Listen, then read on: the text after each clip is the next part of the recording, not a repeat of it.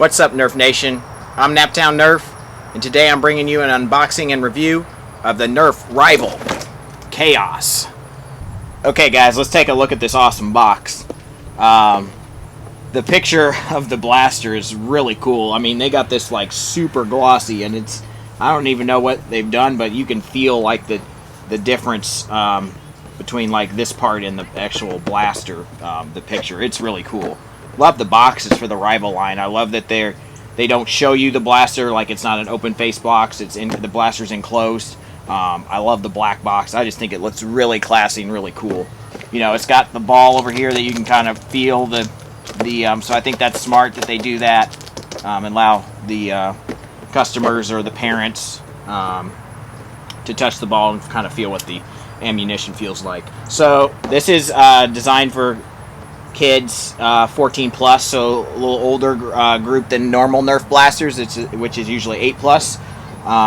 These are going to be shooting the Rival rounds. They're high impact rounds is what Nerf calls them, and they claim FPS readings of up to 100 feet per second. I don't have a chronograph, so I can't test that unfortunately yet, but hopefully one day I will be able to. But I feel like they usually get pretty close. The previous two blasters got in the 90s anyway, so I expect this one to be about the same. So yeah, and these are supposed to be super accurate blasters, and I can at least the previous two, the Zeus and the Apollo, were very accurate, so I do really like that about this line. I really find this line pretty sweet. So it comes with 40 high impact rounds, and let's take a look at the back. All these blasters come in both blue and red, all the Rival lines. So I got the red one because I kind of prefer actually the look of it in red to blue. Blue is my favorite color, but for some reason I prefer the red on these blasters. That's just me though. So but pick your side, and then it's going to come with this enormous magazine that holds 40 high impact rounds. So this will be kind of a review in of its own, because this is the first blaster that's used this type of magazine in the Rival line, so that'll be interesting to look at. Let's get into it.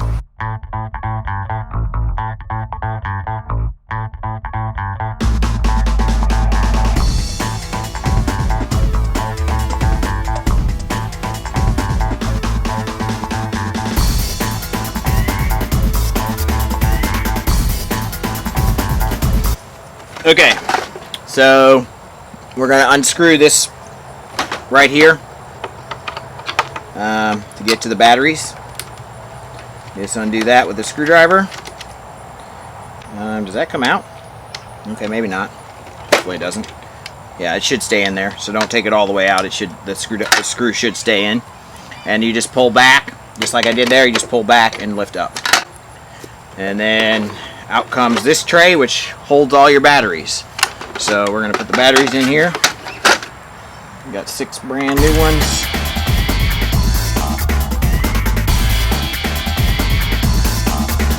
So we got the batteries in, and it goes in just like this. So this part facing the front of the blaster with all the prettiness, just in like that. Alright, so you push this in here, put it back on the back side, and then push forward. You can get it in there. There we go. Okay, so the magazine. Okay, so this magazine, you have 4 knobs here. These all come down and slide over. Okay, so 1, 2, 3, 4. Okay, so you want to do that first. Okay, then you have a little button here. This pulls this up, so you can load all your balls.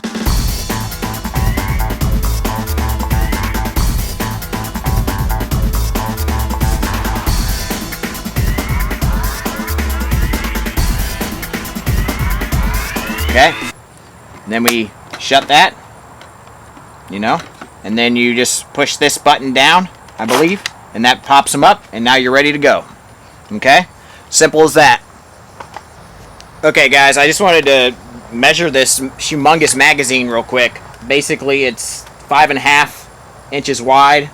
If you measure it on the diagonal, it's like 6, but straight across it's about 5.5, and then length, it's probably from this corner to down there, it's close to 15 inches. So probably 14 and a half inches. So that's large. That's pretty large. So to give you a little size comparison on the blaster, it is almost exactly the same size as a long shot. Like, they are very similar in length. So that's about the size blaster you're looking at here. This blaster is, you got these batteries in here, is pretty heavy. Now the weight is obviously mostly like right here over the handle, which is good. But yeah, there's a reason why it's 14 and up, because this needs, you know, to be wielded by somebody of a decent size. So got some sweet flip up iron sights here, so let's go ahead and flip those up. Those are sweet. Yeah, and it's got like a marker here in the middle and a little dot here, so that's even a little bit more so than the Zeus had, so that's cool. And shoulders pretty well. I am a little disappointed this does not move. This stock does not move. When I first saw the pictures, I was really hoping that this would slide back and forward similar to the long shot, but it does not. So it's about the same. Honestly, I think it's pretty similar to, maybe just a tad shorter than the long shot when the stock is fully extended like it was when I was showing you guys. But yeah, not terrible. I think its shoulder is reasonably okay for somebody my size. And you got this nice slope right here that really allows you to grip the blaster in front and pull that back towards your shoulder. So that's nice. It feels good on the cheek too. This fits my cheek nicely, so I'm happy about that. I think this blaster looks really cool. Like, I love the detailing. Got some grass on it, but yeah, I mean, the look of this blaster is just awesome in my opinion. So you got your rev switch here. It will not rev until you have a magazine in it. So if it's not revving, you're like, why not? You probably don't have the magazine in all the way, or it not in at all. So like we don't yet. So anyway, so that won't rev unless the magazine's in. This is your magazine release, and it is on both sides. So as you can see on this side, as pretty much every Nerf blaster out today, they do not paint or do anything to the other side, really. I mean, you still have the Nerf Rival, but there's no painting there. Pretty cool though. Really like the shell of this blaster. I think it is. I mean, the only thing I was really hoping for is this to extend back. I mean, that would have made it really awesome. But all in all, that's pretty sweet. So let's get the magazine in. All right, got a magazine, and we're gonna put it in here. This is a bit tricky, is what I've heard. It goes in on a diagonal, so that's a little weird, and that is strange. Like, I don't know, like those notches kind of keep it from, yeah, okay, so you get that in there, there you go, and then it goes in. So then let's just release that and try that again. So yeah, that's a little weird. Like on the fly, if you're trying to do it, this is how I would do it with my left hand, like this, and there you go. That was a little bit better. I'm sure you get the hang of it, but that's not the easiest. But yeah, just something else to note. It's a little tricky to reload the magazines. But yeah, revs up. Sounds pretty darn good. And yeah, pretty sweet. You got your jam door here. So if there's some problem that you have all this done and it's not revving, check this and make sure you don't have a ball jam somewhere, because that's commonly a problem, especially with these Rival blasters. Is I've found where balls will just get stuck here outside the magazine in front of the flywheels and then not want to rev.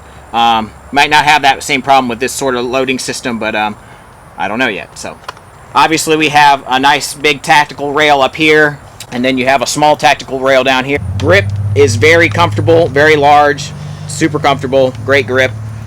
Stock is comfortable against the shoulder. You have this is your trigger lock, so you won't be able to pull the trigger when this is down. So that's what that is. Let's go fire this thing. Okay guys, so the end of the house where the gutter is and the green extender is coming down, that's about 75 feet from where I'm firing. Here we go.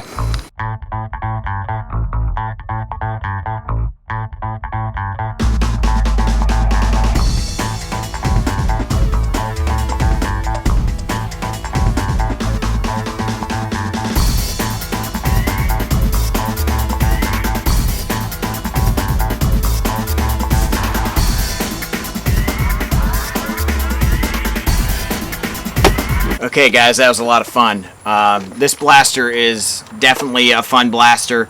It is definitely not a cheap blaster. This was $70, and then I bought 8 D-size batteries, which took it up to almost $90. It was I think it was like $88, right around $88. So yeah, that is a big investment. This magazine, we're not sure if they're going to actually come out and make more of these that you can buy separately. Without that, I don't see this to be super practical. But hopefully they'll come out with more magazines, and that'll solve that problem to some extent. This magazine is definitely not perfect. Several times when I went to load it, I actually, when I was trying to get it into this, which is actually the worst part, because trying to fit it into here is kind of difficult, and to try to do that under stress in a war situation could be a problem. Now, if you're just playing around the house and you don't really care, you know, about reloading or whatever, it's just, you know, you're good with the 40 rounds, then 40 rounds is pretty good to have on hand. Yeah, so I mean, what I did though, when I went to load this, I actually hit this button and it popped this lid off, and all the balls went everywhere. So balls all over the place. Let's see if what happens if I load it here. So you just put the tip in there. Oh, see, that's what happens. Look at that. Look, see, you put the tip in and the balls go everywhere. So that's what I'm talking about. That is a problem. Okay guys, so I've thought of something. Since I was having the problem with the balls, this getting pushed when I'm trying to load the blaster and the balls going everywhere, I was thinking that maybe we could load it like this. Yep, it came. See, it came off again. See that? It's happened to me several times when I've tried to load it. See, it's in there, and then I don't know why. It's very awkward to load. Maybe I'm just not quite doing something wrong. Obviously, it's not supposed to hit that when you're loading it, but I've had that problem multiple times. And I don't like to be careful about things when I'm loading it. Now, that time it worked fine. And actually, okay, so yeah, I loaded it with that down, and then when I loaded it, it automatically popped those up. So that's really cool. Something that I didn't realize, and I haven't seen anybody else do. So you don't have to pop up the things. It actually pops up when you load the blaster. So that's pretty cool. And then you should be able to fire. No problem. Fire right. Yeah. So no issues there. Other than that, I really like the blaster. We were getting ranges when you do single shots, which you can do. Burst fire is a little bit easier, and I think burst fire is the best part about this blaster. It's really cool. You can just pop off 2-3 shots at a time, and that's pretty neat, I think. But anyway, single shots were going about 80-85 feet on average.